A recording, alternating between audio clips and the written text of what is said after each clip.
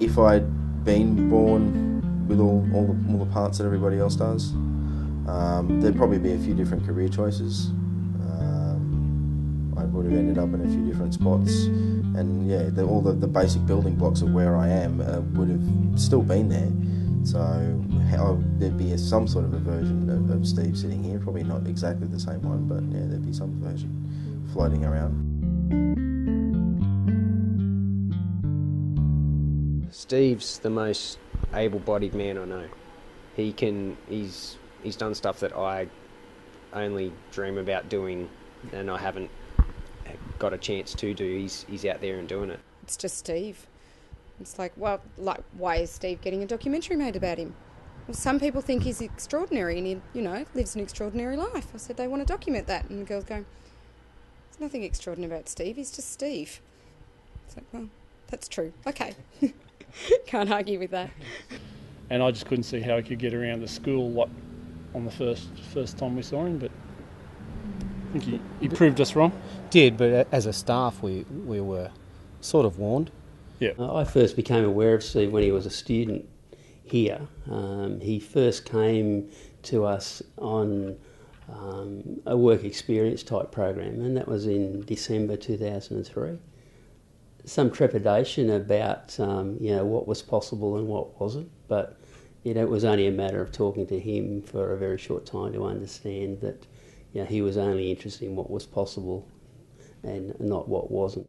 I'll be honest, my first reaction was surprise, but that disappears pretty quickly with Steve when you start to understand how confident he is, how he gets around. Where we were staying on the showground floor at Narrabri, so it was pretty rough accommodation. Steve running around playing touch football or whatever he's doing on the floor, and he picked up a splinter in his arm, and it was a big old hardwood thing that's gone right in deep. And I thought, I'm not going to dig it out because I just didn't want to dig at it. I said, Steve, you dig it out, mate, you'll be right. And I'm holding the needle, and he goes, no. I'm holding the needle. I said, Steve, just toughen up, mate. I just want you to dig it out. It'll be a lot better if you do it. And he just stared at me for about 30 seconds, and he goes, I've only got one arm, you idiot. He said it very politely, but I've never forgotten it.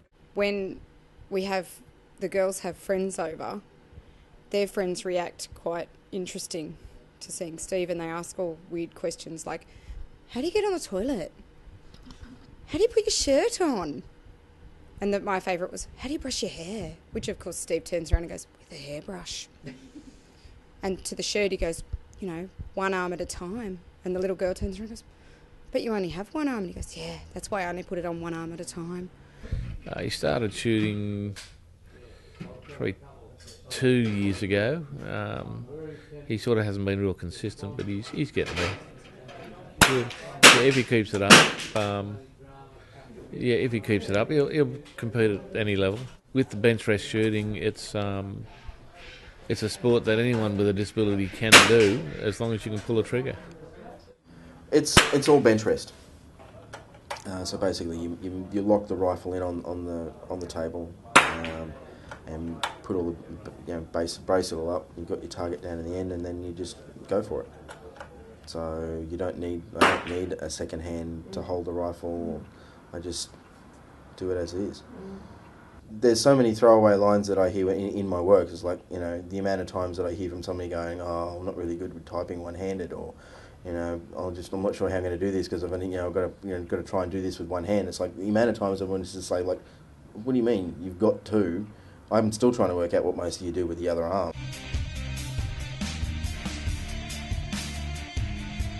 He's been able to smash me for years on Guitar Hero, played on hard, incredible, to the point where he's popped his shoulder.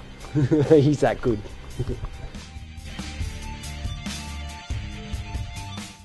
There's a photo of me, I don't know whether I'm 18 months old or 2 years old, in my first pair of legs. I can't even remember getting them, but so it was around about that age that I got, basically, that was the way that I was going to go with education. It's that, Steve will be wearing legs and he'll walk around, and that's how it'll work. And every 18 months or so I'd trek down to Sydney and get encased in plaster of Paris sort of stuff. I get encased in that and petroleum jelly for a couple of hours and then have to try and big chunks of fiberglass woody sort of stuff, and I did that from the age of 5 all the way through until 16. In year 8 we took 100 kids out to Capital National Park at Narrabri, and Steve was there, which is great. And that was when it was I think the second day that people came running up and said, Mr. Riley, Steve's broken his leg. And I've run over and thought, oh no, and I'm looking at him, he doesn't look like he's in too much pain. And I said, what's wrong? And he goes, I've broken my leg. And it was his artificial leg, which I think quietly he was quite happy about because he hated him anyway, because he much preferred his skateboard. It was probably getting to the age stage where, these things were getting a real pain to sort of use just day to day. I mean, they're supposed to make your day-to-day life a little bit more easier and fluider, and they were sort of getting in the way. And then it was just along the lines of I'd always hated the bloody things anyway. As soon as I'd come home from school, I'd have them off in 5 minutes. The hardest thing to change is people's attitudes and their perceptions and their assumptions, whether that's just in day-to-day life or whether it's you're trying to build a relationship with someone. The assumptions and the ideas that people have and the attitude's not so much with relationships, but the assumptions and the ideas of what you are able to do, what you want to do, how you'll react to things, how the general community react to other things that may happen is the hardest thing to deal with. I've known Tim Richards, who's the local unit controller here, for 20 years. We're old nerds from way back. From a nerdy background, I guess. And I'd seen him around before, and I forgot to ask him. And I said, Tim, how do I get to join the... And he said, turn up Wednesday, because he'd just come from an SES session. He still had his shirt on. But yeah, so I not ran into him, but I saw him one evening at one of the service stations. It immediately struck me that, I knew he was a smart thinker. I knew he could think outside the box. And I knew he was fairly computer literate, so I thought, perfect. There's a guy that I can grab that's going to come in and do operations for me if I can just entice him in the right way. And that was it, and I just got slotted straight into the operations team. Well, that was obviously where I was going to go, and I've done all my induction and did first aid last week. I did my swim test last year. As I said to Steve, there's whatever he wants to throw his hand at, he's more than welcome to. We have a floodboat course. Now, to participate in the floodboat course, you have to do your swimming test. And that's swim 50 metres fully dressed and tread water for 10 minutes at the end of it. Now, Steve's passed that test. He's done that. Steve's an accomplished scuba diver. He's undertaking scuba lessons, and that's so, I've got no doubts that Steve's capable of doing that. And if he wants to learn how to drive a floodboat, then more power to him. Go for it. And Steve likes to be challenged. I know he gets enough challenges in his life, but he likes to be challenged like anybody else can be challenged. And you give him a mental problem that he can, get his teeth into and try and overcome. And like me and like a lot of other people I know, that's very satisfying to get a good result out of being able to solve a problem. I like to help where I can and however I can, whether it's driving a friend home at 3 o'clock in the morning when they've had, one off beer too many, or just being there for somebody that needs me for whatever reason. I have someone to talk to. And the Relay for Life is one of the events that I've tried to do as much as I can in the last couple of years. And TAFE has put together a team for a couple of years on those ones. Cancer council stuff is something that's very close to my heart. My mum had 2 bouts with cancer. My auntie has gone through breast cancer, and it eventually got my grandfather. So it's something that's very close to me. I kind of had a bit of an email rant to one of the women who's normally on the team, and she came back and said, "So you're team captain?" And I went, "Well, I can't run away from that one now, can I?" So I ended up being team captain for this year's Relay for Life.